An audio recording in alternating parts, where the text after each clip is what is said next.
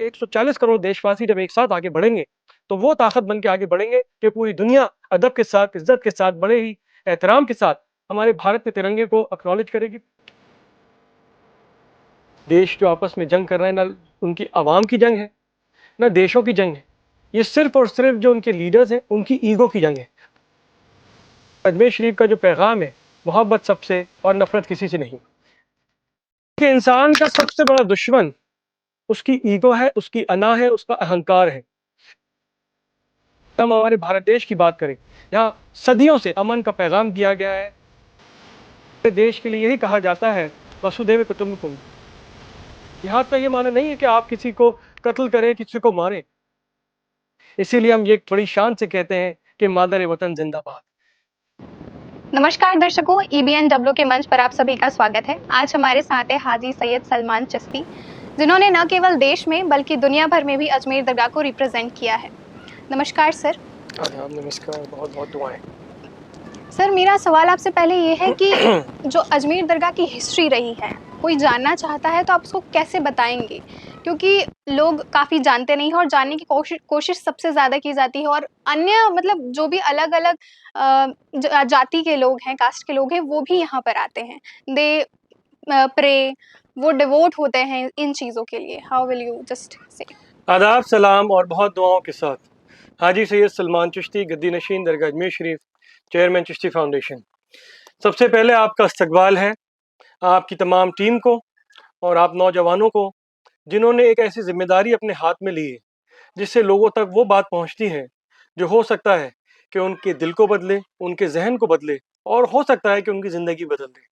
तो आपको इस जिम्मेदारी के लिए बहुत बहुत मुबारकबाद, क्योंकि मीडिया अपने आप अगर जिम्मेदार हो जाए तो मुझे लगता है कि हमारे समाज की और जितनी काफ़ी ज़्यादा जो इश्यूज़ हैं या कुरीतियाँ हैं, उसमें कई हद तक बदलाव आ सकता है, पॉजिटिव चेंजेस आ सकते हैं। तो you have the power to bring about the positive changes in the society. So congratulations to you and your entire team. And Ramzan का मुबारक महीना चल रहा है और अभी अभी रोज़ा इफ्तार का भी वक्त हुआ है, तो उसके लिए आप सबको बहुत बहुत दुआएं।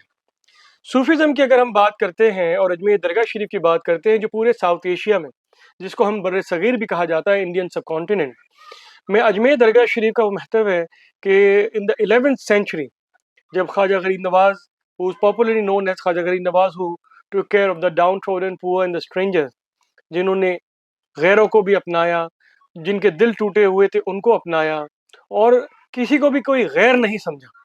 जो भी स्ट्रेंजर्स हुआ करते थे, गरीब गुरबा लोग हुआ करते थे, उनको अपनाया, उनको बेपनाह मोहब्बत दी। इसीलिए आपको लक़ब मिला गरीब Nawaz, someone who took care of the poor, strangers and downtrodden. आपका नाम हज़रत ख्वाजा मोइनुद्दीन हसन चिश्ती गरीब नवाज के लक़ब से जाने गए और पूरे बड़े सगीर में आपने चिश्तिया परंपरा की बुनियाद रखी। Ajmer Sharif in the 11th century was a town surrounded by the Aravalli Ranges, and एक ऐसा शहर हुआ करता था जिसके लिए गरीब नवाज को एक सपना आया, आपको ड्रीम आया कि आपने किसी सल्तनत के इदारे में क़याम नहीं करना है या किसी पावर सेंटर के वहाँ पे जाके आपको नहीं रुकना है। उस ज़माने में भी दिल्ली पावर सेंटर हुआ करता था। तो आपने जब उस ड्रीम में बताया कि एक ऐसा कस्बा, शहर जो चारों तरफ से पहाड़ों से घिरा है, आप वहाँ जाके आराम करें, वहाँ जाके अपने इंसानियत का पैगाम दें, मोहब्बत का पैगाम दें और लोगों की सेवा करें। तो जब आपने उस ड्रीम को फॉलो करते हुए जब अजमेर शरीफ में आके यहाँ पे खिदमत अंजाम दी, तो आज 800 साल हो गए हैं। वो स्ट्रीम्स ऑफ सूफी सेंट्स जहाँ से निकले हैं। अगर हम चिश्तिया सिलसिले की बात करते हैं और सूफीज़म की बात करते हैं, जो इस्लामिक स्पिरिचुअल ट्रेडिशन का एक एसेंस है, अध्यात्म है, जैसे हर धर्म में अपनी एक रूहानियत और अध्यात्म होती है, इस्लामिक स्पिरिचुअल ट्रेडिशन में तसव्वुफ और सूफीज़म को वो अध्यात्म की रूह माना गया है। नेक्स्ट क्वेश्चन कि आपका अजमेर दरगाह से एक डीपली कनेक्टेड आपने फील किया हो, हमेशा ही होता है क्योंकि वी ऑलवेज स्प्रे, एंड आपकी कौन सी एक पर्सनल चीज रही हो जो आपको सबसे ज्यादा मोटिवेट कर रही हो? देखिए, being born and brought up in Ajmer Sharif itself is honour, privilege, at the same time it is sacred trust. एक मुकद्दस अमानत है जो दरबार अजमेर शरीफ में हम 800 सालों से जो खिदमत गुजार कर रहे हैं, जो सेवा कर रहे हैं, और we are the 26th generation Gaddi Nashin now. It's been 26 generation that has been passed on while serving in दरगाह अजमेर शरीफ. और अजमेर शरीफ का जो पैगाम है, मोहब्बत सबसे और नफ़रत किसी से नहीं. गरीब नवाज ने भी यही तालीमात दी हैं कि if you want to be close to the creator Allah सुब्हानहू व तआला खालिक, उस रब के करीब अगर आपको पहुंचना है तो कुदरत की 3 सिफात को अपनी ज़िंदगी में उतार लें. What are these 3 attributes of nature? सूरज जैसी शफकत, दरिया जैसी सखावत और ज़मीन जैसी खातिर तवाज़ु. Sun like grace, river like generosity and earth like hospitality. These are the very profound teachings of the Chishti order which has shaped us in serving with unconditional love. और पर्सनली अगर मैं अपनी बात करता हूँ तो तकरीबन 20 साल पहले in 2006 around this month only and 14th of February I was studying abroad. I was in the Middle East in Jeddah. I was working also there. I was doing my research studies on world spiritual traditions and their impact on different countries and culture. At the same time, I was working there. I get a call from Ajmer Sharif early morning that a very sad news came that my father, Ahmadullah, he passed away. Very unfortunate in a tragic incident. I had to leave everything. मुझे सब कुछ छोड़ के वापस आना पड़ा. 3 दिन मैं किस तरीके से फ्लाइट ली मैंने, किस तरह मैं यहाँ पहुँचा और किस तरीके से जब यहाँ पहुँच के जब घर में सबको रोते हुए देखा तो मैं अपने एक्सप्रेशन भी एक्सप्रेस नहीं कर पाया था, ना अपना सौरो ना अपना ग्रीफ, क्योंकि यहाँ पे सबकी आंखों में आंसू थे. तीसरे दिन यहाँ पे दरबार में सेम की फतह होती है, जो फातिहा होती है. सो जो हमारे मुर्शिद थे और हमारे तमाम जो कम्युनिटी के लोग थे, दरबार में दुआ होती है और ये दस्तारबंदी जिसको पगड़ी रस्म भी कहा जाता है, which is bestowed upon the eldest son in the family.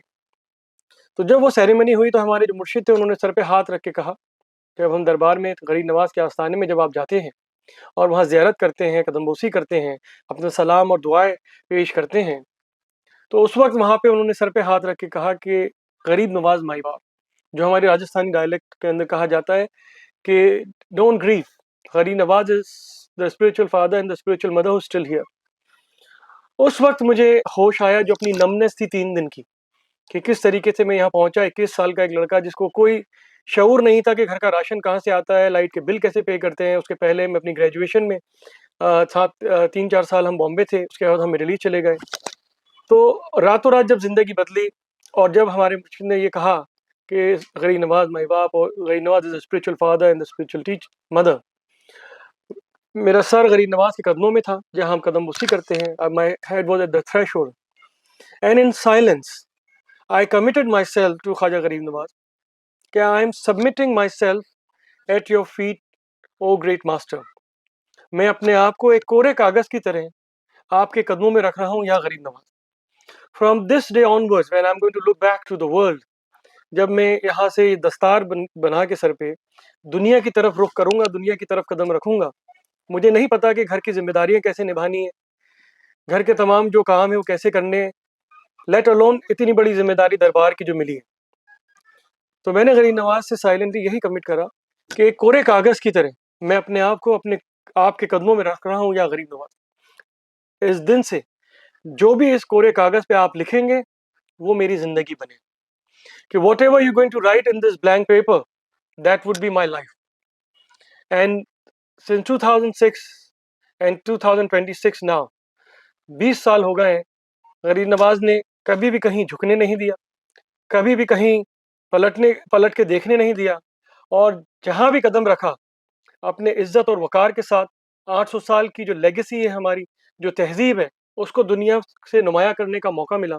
And I've traveled and represented India and Ajmer Sharif in over 100 countries in last 20 years.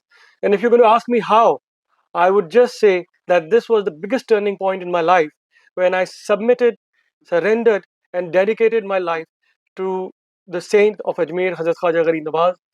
और जब कलम उनके हाथ में है और आप कोरे कागज़ की तरह अपनी ज़िंदगी उनके हाथ में दे दी, तो जब गरीब नवाज लिखेंगे आपकी ज़िंदगी का हाल, तो फिर आपको दुनिया में कहीं पलट के देखना नहीं होगा. आपने अपना So that जीवन was सौंप दिया है. the most important thing when you asked me what is my most personal and precious moment.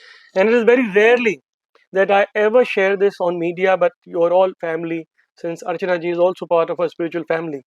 and this is a time after 20 years that this message should go across, that surrendering and submitting yourself to the higher will of the Creator and the higher being is not that you have given up to the situation that you are caught up with, because that's the perception in the Western civilization, which is devoid of any kind of spirituality, कि अगर आपने surrender कर दिया या submit कर दिया तो आपने हालात से हार मान ली। ये वेस्टर्न सिविलाइजेशन की एक अंडरस्टैंडिंग है, जहाँ का culture.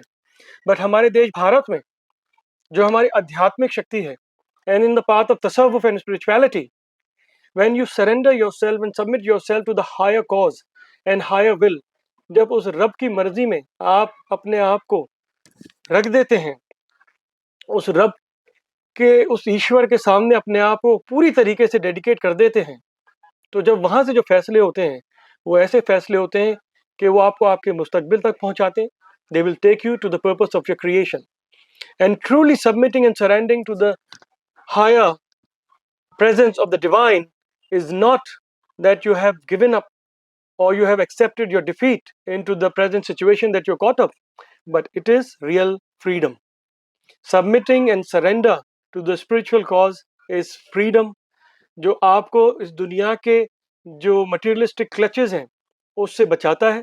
It saves you from the blind materialistic pursuits, and जो दुनिया के वसवसे हैं जो आपको भटकाते हैं दुनिया की तरफ, एक दुनिया के अंधी भागदौड़ का हिस्सा बनने के लिए, उससे आपको बचाता है। when you surrender and submit yourself to the will of the one who created you and who created you with the purpose of your creation, so that you will realize with submission and surrender the real purpose of your creation. Very nice sir, thank you for sharing this. Sir, अभी देश में काफ़ी conflict चल रहे हैं, एक देश दूसरे देश से लड़ रहा है, खून खराबा, काफ़ी चीज़ें देखने को मिल रही है, तो अजमेर दरगाह की तरफ से आप क्या मैसेज देना चाहेंगे लोगों को? देखिए, सबसे पहले तो मैं बात वाज़ेह करना चाहता हूँ कि ना तो ये देश जो आपस में जंग कर रहे हैं, ना उनकी आवाम की जंग है, ना देशों की जंग है। ये सिर्फ़ और सिर्फ़ जो उनके लीडर्स हैं, उनकी ईगो की जंग है।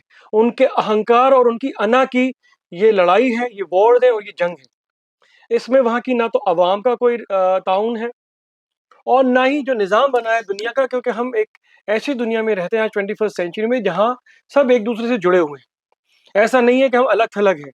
अगर छोटी-सी भी कोई बात होती है, तो इसका इफ़ेक्ट कहीं न कहीं होता है। आज अगर हम हमारे भारत देश की बात करें, जहाँ सदियों से अमन का पैगाम दिया गया है, सभ्यताओं का पैगाम दिया गया है, हमारे देश के लिए यही कहा जाता है, वसुधैव कुटुम्बकम, कि पूरा विश्व एक परिवार है।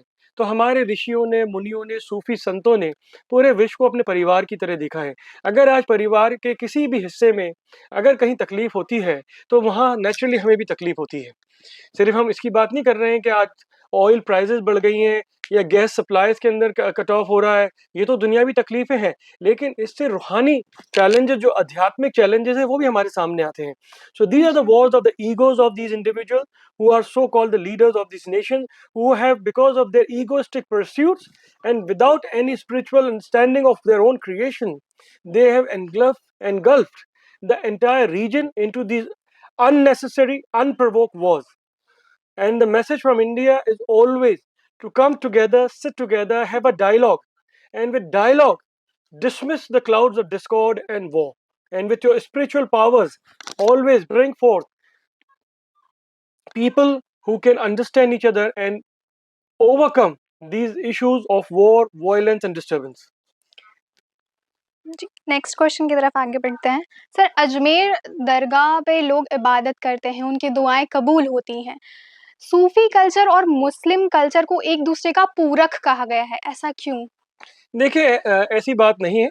ना तो सूफी कल्चर ना मुस्लिम कल्चर एक दूसरे का पूरक है। ये डिपेंड करता है कि आप किस नौइयत से, आप अपने आप को किस तरीके से देख रहे हैं और आप किस इंटरप्रिटेशन का हवाला देते हैं। और ये भी है कि जो मौलवीज़ हैं, वो अगर अपनी समझ से उसको इंटरप्रेट कर रहे हैं, तो आपको एक अलग स्ट्रीम में लेके चले जाएँगे।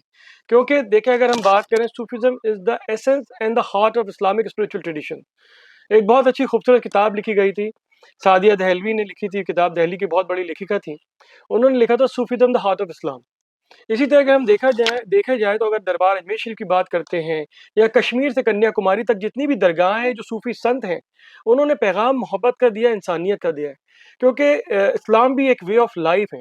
सिर्फ वो एक धर्म के नज़रिए से अगर आप देखें या उसको ज़िंदगी के नज़रिए से देखें तो it is a way of life, and Sufism enhance that way of life by serving with unconditional love, meditating, praying, and remembrance of God, because that is one of the primary purpose of the creation of mankind. As it is mentioned in the Quran, that God created jinns, heaven, and the earth in order for them to worship the one Lord. और यही चीज सनातन परंपरा की अगर हम बात करते हैं तो आदि शंकराचार्य जी ने जब बात कही अद्वैता और वेदांता की, उसमें भी वननेस ऑफ बीइंग की बात कही है, नो डुअलिटी, कि जब हम सेवा करें तो अद्वैता और वेदांता को सामने देखते हुए जब आदि शंकराचार्य ने कहा कि कोई दूजा नहीं, सिर्फ एक ही। यही चीज अगर हम पंजाब में बाबा गुरु नानक की बात करें तो आपने भी उसी चीज को आगे रखते हुए कहा कि एक नूर एक ओंकार।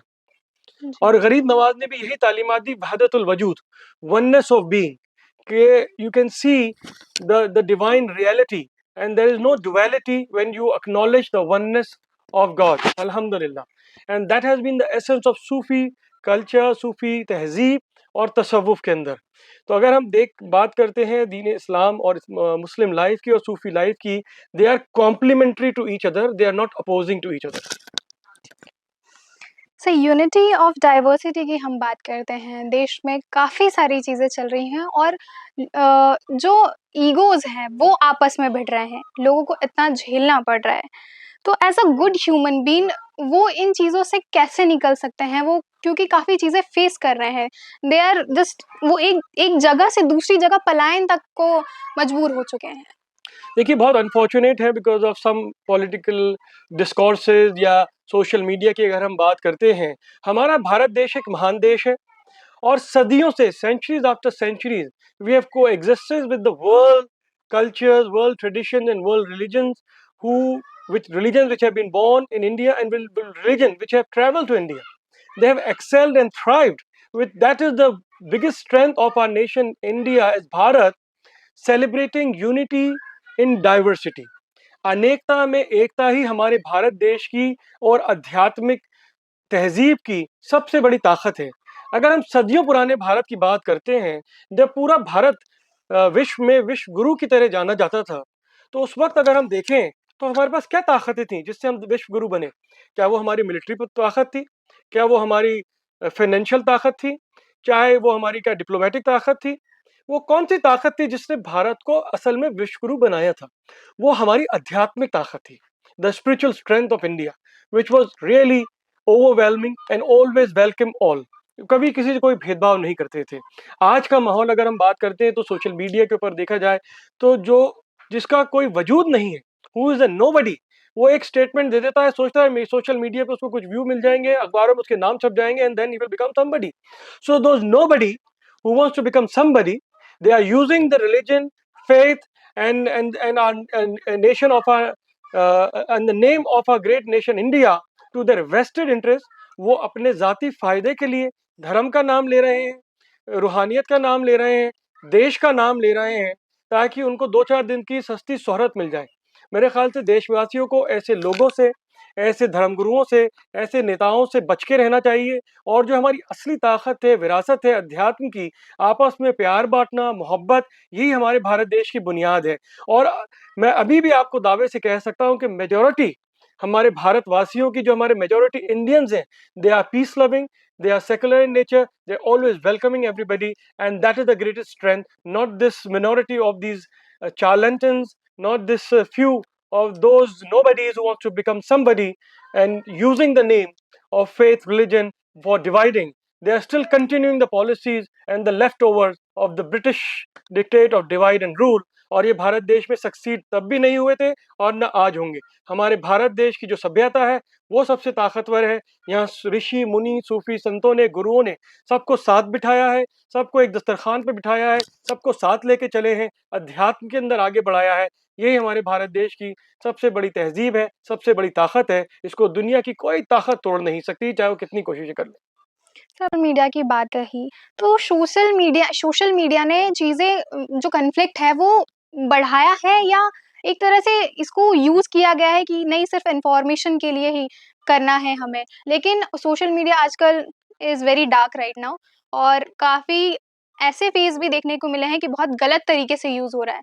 तो सम आर्स ओपिनियंस की कॉन्फ्लिक्ट बड़े हैं, कुछ लोगों को लगता है दे आर सपोर्टिव कि कॉन्फ्लिक्ट्स बड़े नहीं है, it is using just daily life.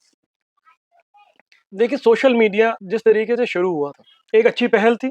लोगों से लोगों को जोड़ने की नियत के साथ शुरू हुआ था, एक अच्छी सोच के साथ शुरू हुआ था। लेकिन ये दुनिया है और अगर हम भारत देश की बात करें तो यहाँ पे भी कुछ ऐसे लोग हैं जिन्होंने उसको अपने वेस्टेड इंटरेस्ट के लिए इस्तेमाल करना शुरू करा और ऐसी नफ़रत की और डिवीज़न की बातें करना शुरू करी जो उनको लगता है कि हमें इसमें कुछ व्यूज़ मिल जाएँगे, कोई वायरल हो जाएँगे। लेकिन आप देखिए, जिस तरीके से आज हमारे देश के अंदर ऐसे भी लोग हैं जिन्होंने ऐसी नफ़रत भरी आवाज़ों को जिन्होंने अपनों को जिन्हों जो नफ़रत भरी आवाज़ों को वायरल करने की कोशिश करी, वहीं पे कोई मोहम्मद दीपक जैसे कोई सामने शख्स खड़े हो गए और आज सोशल मीडिया के ज़रिए आज देश के कोने-कोने पहुँच गए। उन्होंने एक बुज़ुर्ग को बचाया, जिनको ज़बरदस्ती उनकी दुकान का नाम चेंज किया जा रहा था, उनको मारा जा रहा था, उनके ऊपर प्रेशराइज़ किया जा रहा था।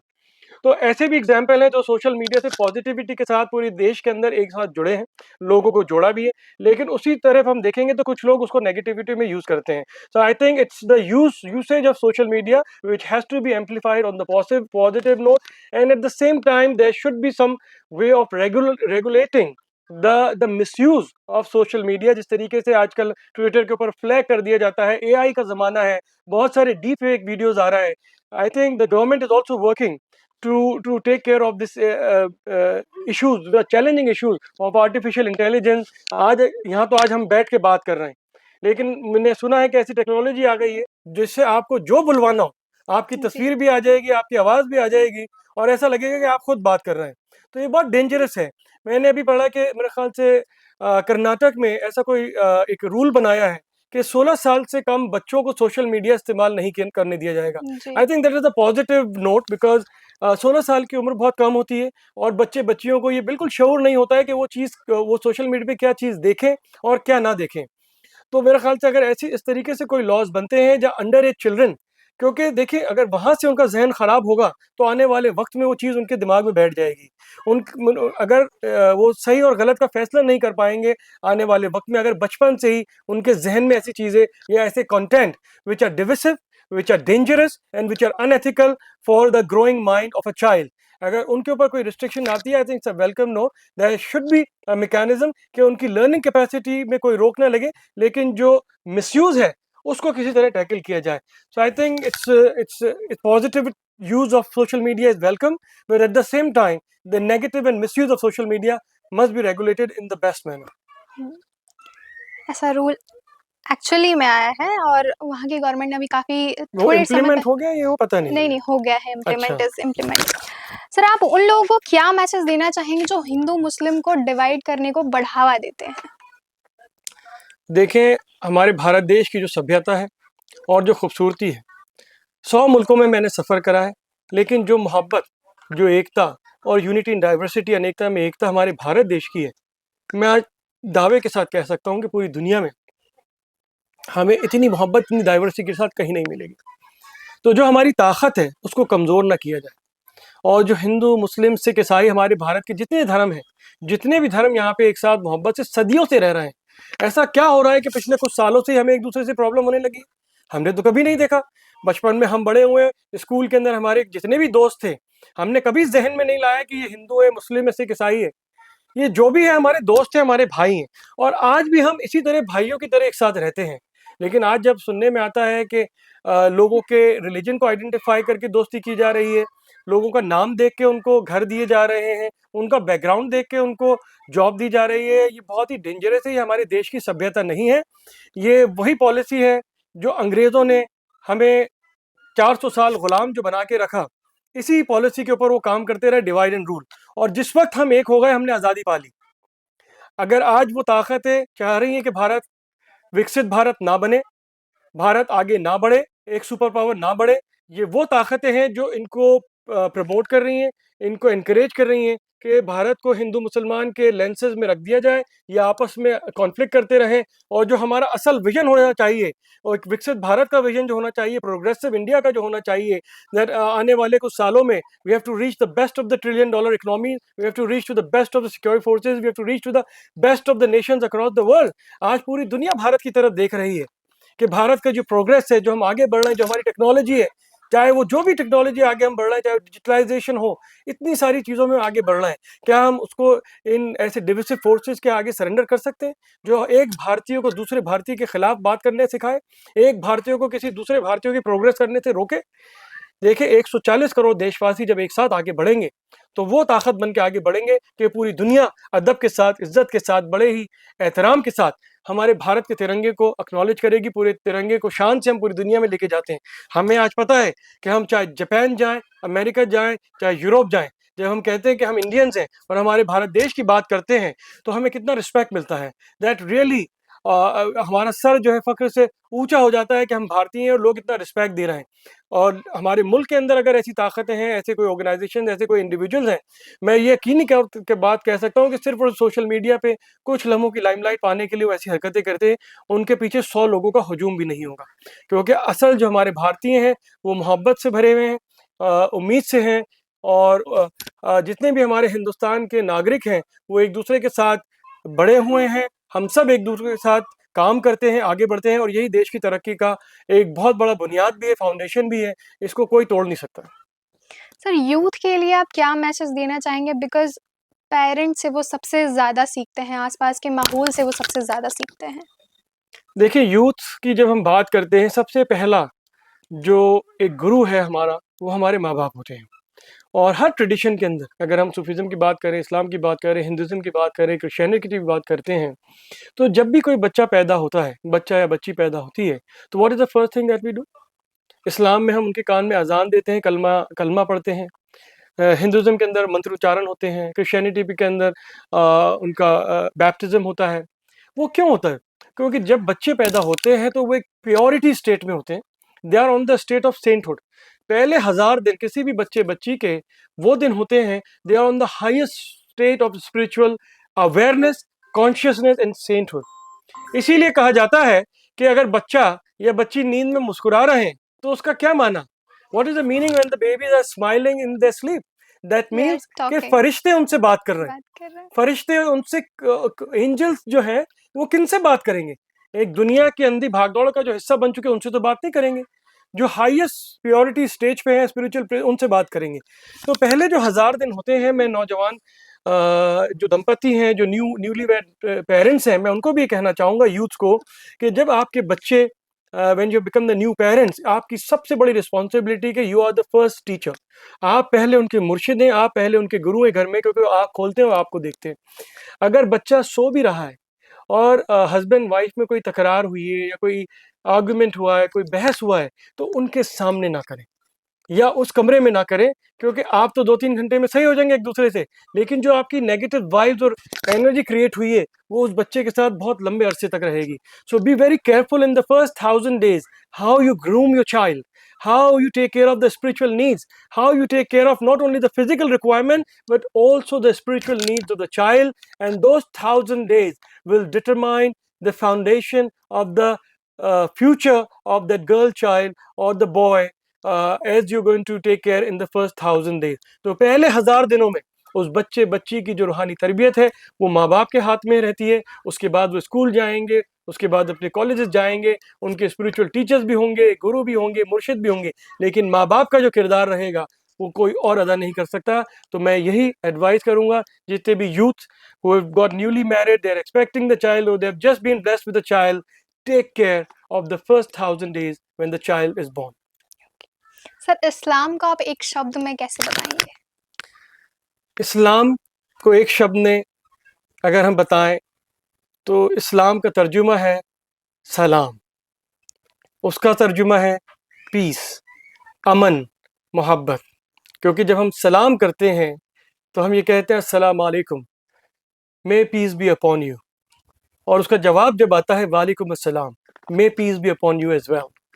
तो इस्लाम इसी डेरिवेटिव से आया है सलाम से, जिसका माना है पीस, अमन और इंसानियत की खिदमत में अपनी ज़िंदगी को वक्फ करना। तो that is what Islam is, peace for humanity, peace for mankind, peace for yourself within your life and around your way of life. Sir हम किसी भी पर्सन को ले लें तो सबसे बड़ा दुश्मन उनका कौन होता है, इग्नोरेंस या ईगो? देखिए, इंसान का सबसे बड़ा दुश्मन उसकी ईगो है, उसकी अना है, उसका अहंकार है। क्योंकि जब हम अना, ईगो और अहंकार के गुलाम बन जाते हैं, तो पहले हमें ना तो तालीम हासिल करने देता है, हम इतने अहंकारी हो जाते हैं, वो अहंकार हमें इग्नोरेंस की तरफ लेके जाता है। क्योंकि वो हमें, हमारी नफ्स को, हमारी ईगो को, लोअर सेल्फ को मुतमईन कर देता है कि नहीं भाई, आपको सब कुछ पता है, आप सबसे अच्छे हैं, यू आर द बेस्ट। और आप में ह्यूमिलिटी खत्म हो जाती है, इंसान को इंसान समझने का और इंसान को इंसान समझ के बात करने का सलीका खत्म हो जाता है। तो तसव्वुफ में, सूफिज्म में भी जो पहला सबक सिखाया जाता है कि अपनी नफ्स अम्मारा को, जो लोवेस्ट सेल्फ है आपकी, उसको आप कॉन्कर करें। वही ग्रेटेस्ट जिहाद भी है, जिहाद अल अकबर। आज जिहाद की जब बात करते हैं तो सबसे बड़ा मिसकंसेप्शन ही अल्फाज जिहाद का। जिहाद का ये माना नहीं है कि आप किसी को कत्ल करें, किसी को मारें। जिहाद का सबसे बड़ा माना है कि अपने आप से लड़ें, अपनी ईगो को ख़त्म करें, अपने अहंकार को मारें, अपने अना को बिल्कुल फना कर दें। तो because that is the greatest enemy of yourself is your ego. So ego will lead to ignorance, ego will lead to evilness, and ego will lead to all the negative trait what the world is facing today. So be careful of your ego. Sir India को आप एक शब्द में कैसे बताएंगे? देखें, भारत तो माँ है, हमारे देश को इसीलिए हम भारत माता भी कहते हैं, और हमारी सरजमी को मादर वतन भी कहते हैं। इसीलिए हम ये बड़ी शान से कहते हैं कि मादर वतन जिंदाबाद। जो अपनापन अपने देश में मिलता है, जो अपनापन एक बच्चे को अपनी माँ की गोद में मिलता है, हमें भारत में मिलता है। तो भारत का वो प्यार, वो मोहब्बत, जो दुनिया में हम कहीं भी चले जाएं, लेकिन कुछ ही दिनों में हमें याद आने लगती है। मैं अपनी बात करूं, चाहे मैं अमेरिका जाता हूं या जापान जाता हूं, दुनिया के किसी कोने में जाता हूं, 3-4 दिन जब तक हमारी कॉन्फ्रेंस, समिट या डायलॉग होते हैं, जब तक हम सेवा कर रहे हैं, जब तक हम, ठीक है, हम देश को नुमाया कर रहे हैं, हमारे भारत देश को रिप्रेजेंट कर रहे हैं, अजमेर शरीफ की सूफी तहजीब की बात कर रहे हैं, लेकिन कुछ ही दिनों बाद हमें हमारे देश की याद आने लगती है। We start missing the nation, and I try to come back as soon as possible when I do my services around the world. So Bharat is a motherland for us. ये हमारा देश है, हमारी मोहब्बत, हमारे सब कुछ हमें हमारे देश की जो मोहब्बत है, जो हमारे देश की तहजीब है, उससे मिला है। और ये देश बड़ा यूनिक है, इसको हम सलाम करते हैं, प्रणाम करते हैं, सत्कार भी करते हैं, आदाब भी करते हैं। भारत हमारी हर सांस में बसा है, हमारे दिल की धड़कनों में है। और भारत की तरक्की, भारत की सलामती, भारत की मोहब्बत और भारत के तमाम भारतीयों की सलामती और तरक्की की हम दुआ करते हैं। अजमेर शरीफ में हर लम्हे 800 सालों से बारगाह गरीब नवाज में कोई ऐसा लम्हा नहीं है कि खुदा में ख्वाजा गरीब नवाज, जो हमारे बुजुर्ग भी रहे हैं, उन्होंने मुल्क की तरक्की के लिए, इंसानियत की भलाई के लिए और पूरी दुनिया में अमन के लिए दुआ नहीं करी। कोई एक ऐसा लम्हा नहीं गुजरा है। ये अजमेर शरीफ में इबादत और शुक्रगुजारी और दुआओं का जो सिलसिला है, एक एक लम्हे 24 घंटों में पिछले 800 सालों से यही दुआएं होती हैं, इंसानियत के लिए, मुल्क में मोहब्बत के लिए, अमन के लिए, एकता के लिए। आज भी हाथ उठा के बारगाह गरीब नवाज से हमारी यही दुआ है कि इस रमज़ान के पवित्र महीने में दुनिया में जहाँ भी इंतशार फैल रहा है, जहाँ पे भी जंगें चल रही हैं, जहाँ इनोसेंट बच्चों की, औरतों की, बुजुर्गों की, इंसानों की जानें जा रही हैं, वो बंद हों। और कुरान में भी ये कहा गया है कि एक बेकसूर इंसान का कत्ल ऐसा है कि पूरी इंसानियत का कत्ल करना, कि when you kill one innocent human being as if you have killed the entire humanity.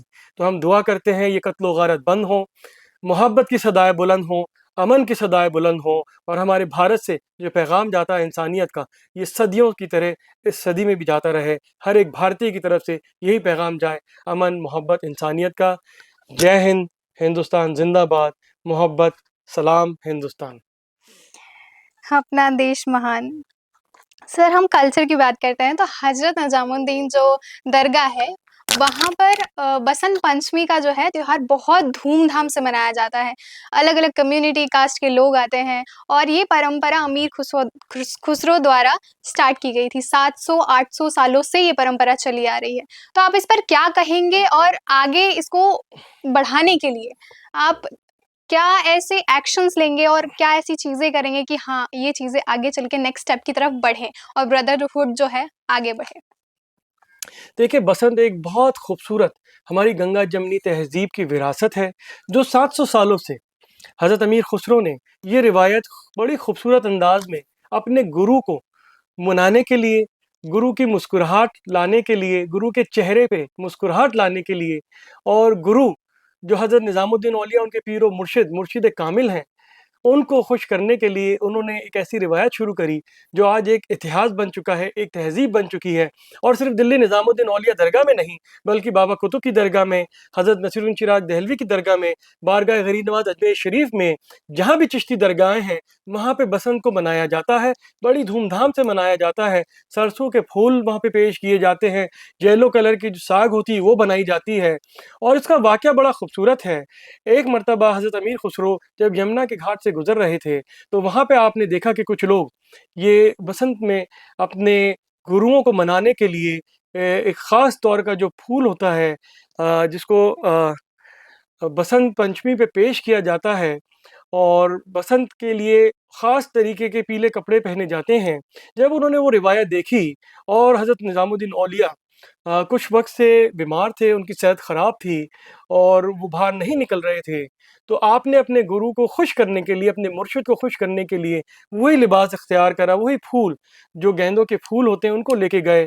जब आपने हज़रत निज़ामुद्दीन औलिया को वो पेश करा, तो उनके चेहरे पे बड़ी खूबसूरत मुस्कुराहट आई और पूछा आपने कि, "ए खुसरो, ये तुम क्या कर रहे हो?" तो जब वो आपने सारा वाक़या बताया कि किस तरीके से उन्होंने देखा कि कुछ लोग यमुना के घाट पे इस तरीके से मना रहे थे अपने गुरुओं को, मैंने भी सोचा कि मैं आपके चेहरे पे मुस्कुराहट लाने के लिए ये काम करूँ। तो बहुत दुआओं के साथ, मोहब्बत के साथ हज़रत निज़ामुद्दीन औलिया ने हज़रत अमीर खुसरो को गले लगाया और जब से ये रिवायत बन गई है कि साल दर साल 700 सालों से जब हम देखते हैं जब बसंत आती है, तो बड़े ही खूबसूरत तरीके से पीले शॉल लोग पहनते हैं दरगाहों के अंदर चिश्ती परंपरा की, वहाँ पे फूल पेश किए जाते हैं गेंदे के, सरसों का साग वहाँ पे खाया जाता है, लंगर हुआ करता है। तो ये आज भी बड़े ही धूमधाम से हर चिश्ती दरगाह पे कश्मीर से लेके कन्याकुमारी तक जहाँ चिश्ती रिवायतें हैं, चिश्ती संतों की दरगाहें हैं, वहाँ पे ये मनाई जाती है, बड़े ही धूमधाम के साथ। कलाम पेश किए जाते हैं, ख़ास तौर पे जो बसंत के लिए, कव्वाली के लिए कलाम लिखे गए हैं, उनको पेश किया जाता है और इसमें सभी धर्मों के लोग आते हैं और एक अपनापन पाते हैं।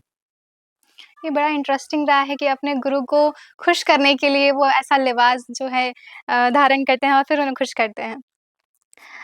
तो लास्ट सेकंड क्वेश्चन सर इफ्तार के टाइम अलग-अलग रिलीजन के लोग एक टेबल पे बैठ के रोज़ा खोलते हैं। It is a very good thing और ये चीज़ें आगे बढ़नी चाहिए। आप इसको नेक्स्ट लेवल तक कैसे लेके जाएँगे? बिकॉज़ काफ़ी बार होता है कि people just misunderstood and everything they do. How will you just देखिए, चिश्ती खानकाहों का एक रिवायत रहा है, बड़ा ही ख़ास तरीका है लंगर का। लंगर जो शुरू हुआ बारगाह गरीब नवाज़ अजमेर शरीफ से 800 साल पहले, उसको बाबा कुतुब ने आगे बढ़ाया और उसको बाबा फ़रीद ने पंजाब में और अलग-अलग खित्तों में और निज़ामुद्दीन औलिया चिश्ती परंपरा के अंदर लंगर का बड़ा ही अहम महत्व है। और उस लंगर की अगर हम जब बात करते हैं तो वो प्योर वेजिटेरियन लंगर है।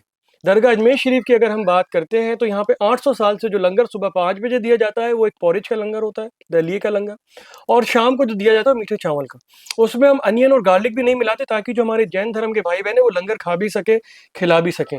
ये रिवायत 800 साल से हर दिन बारगाह गरीब नवाज़ अजमेर शरीफ में और चिश्ती दरगाहों में लंगर की दी जा रही है। अगर इसी को रमज़ान के महीने में देखा जाए तो 30 दिन जो रमज़ान का पवित्र महीना है, इसमें लोग रोज़े रखते हैं, इबादत करते हैं, ज़िक्र करते हैं और शाम के वक़्त जब इफ्तार का वक़्त होता है, तो दरगाह अजमेर शरीफ में जिस तरह आपने देखा कि हर धर्म के लोग आते हैं यहाँ पे, एक साथ दस्तरखान पे बैठते हैं और जो वेजिटेरियन लंगर यहाँ पे सबको दिया जाता है, ये बड़ा ही खूबसूरत एक रिवायत है कि जब एक दस्तरखान पे हम बैठते हैं और अफ्तार की दुआ होती है, वो पूरी इंसानियत के लिए दुआ होती है। और जब दुआ के बाद हम इफ्तार करके हाथ उठा के दुआ करते हैं, उस रब का शुक्र अदा करते हैं कि हमने रोज़ा रखने के बाद हमें ये नियामतें मिली हैं। इसमें हर धर्म के लोग इकट्ठे होते हैं।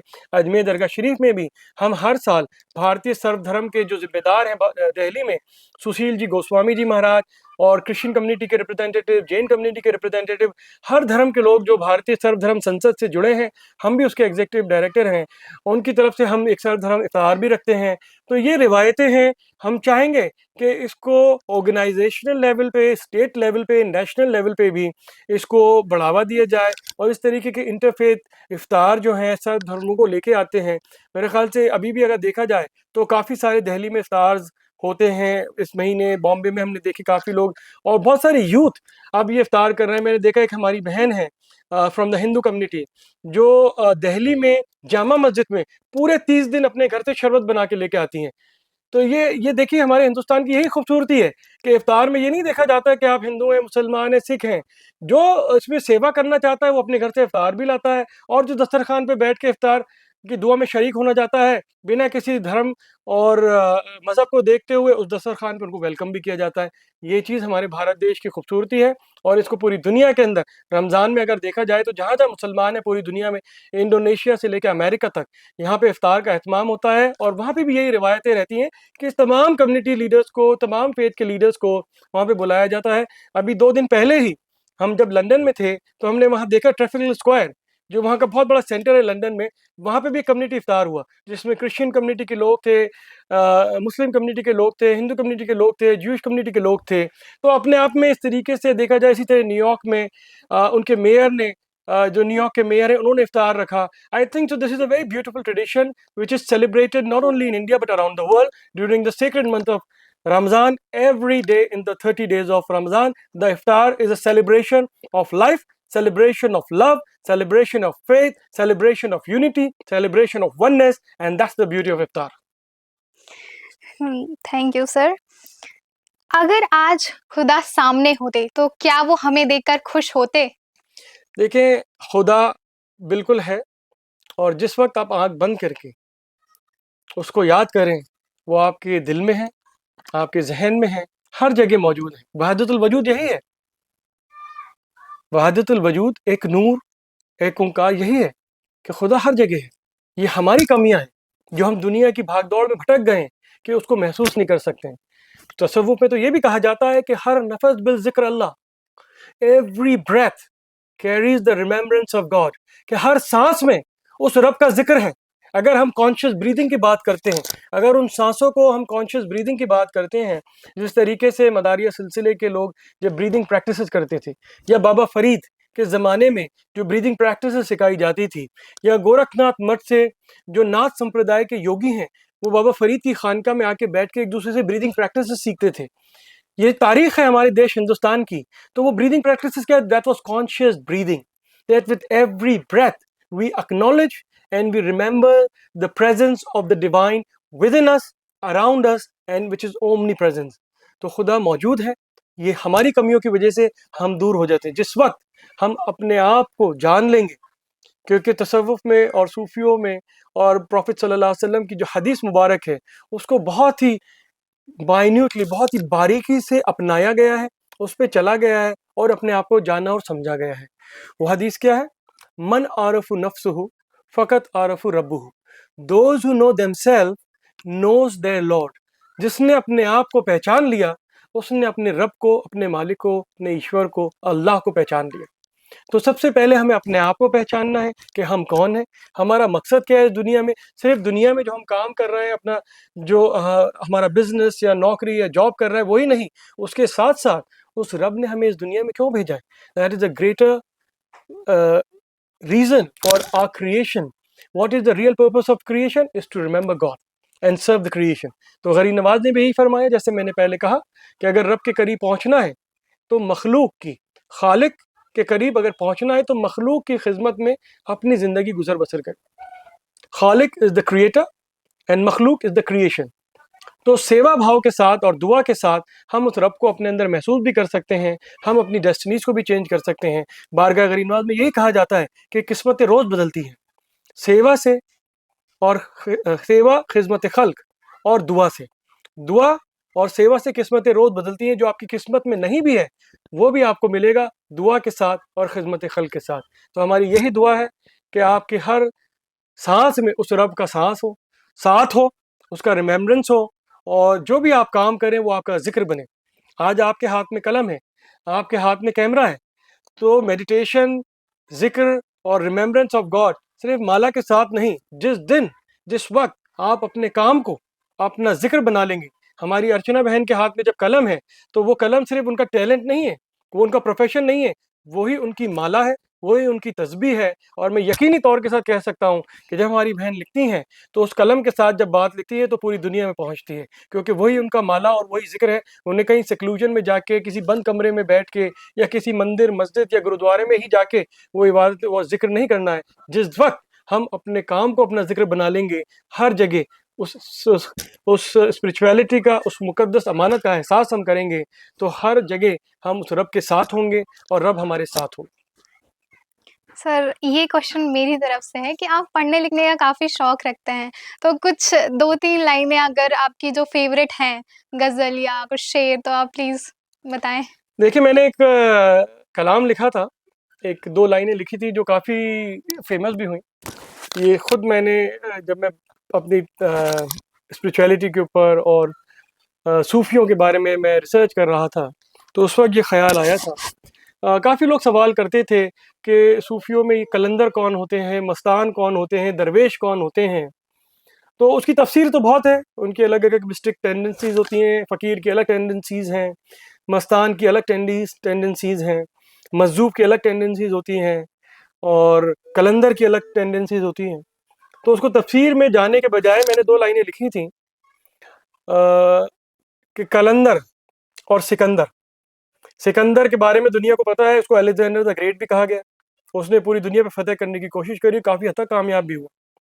लेकिन उसके साथ साथ उसका जब आखिरी वक्त था सिकंदर ने, तो अपने जब उसका आखिरी वक्त आया तो उसने अपने पूरे एम्पायर के जो सबसे बेस्ट फिजिशियन थे उनको बुलाया, और जितने भी दानिश्वर लोग थे उनको बुलाया। उनसे एक वसीयत करी कि जिस दिन मेरा आखिरी वक्त हो और जब मेरा प्रोसेशन निकलेगा, तो दुनिया के सामने मेरे दोनों हाथ बाहर कर देना मेरे कफन से।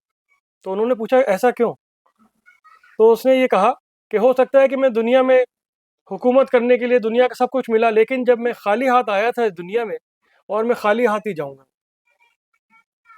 तो सिकंदर बादशाह का मैं एग्जांपल देता हूँ, और मैंने 2 नज़्म लिखी थी कि सिकंदर खुश, उसमें ये लिखा था हमने कि सिकंदर खुश नहीं था लूट के दौलत ज़माने की। सिकंदर खुश नहीं था लूट के दौलत ज़माने की, कलंदर दोनों हाथों से लुटा के जश्न करते हैं। वाओ! Very nice. कि सिकंदर दुनिया की दौलत लूट के भी खुश नहीं था जाते वक्त, जी। लेकिन कलंदर तो दोनों हाथों से लुटाते हैं और जश्न करते हैं। So that is the difference between the worldly Sikandar hmm, and the real Qalandar. Very nice sir. बहुत अच्छा लगा हमारे दर्शकों मौलाना को भी। रूमी की एक बहुत खूबसूरत नज़्म है जो मैं हमेशा पढ़ता हूँ। अभी अजान होने वाली है, उसके पहले मैं इसको कंक्लूड करूँगा।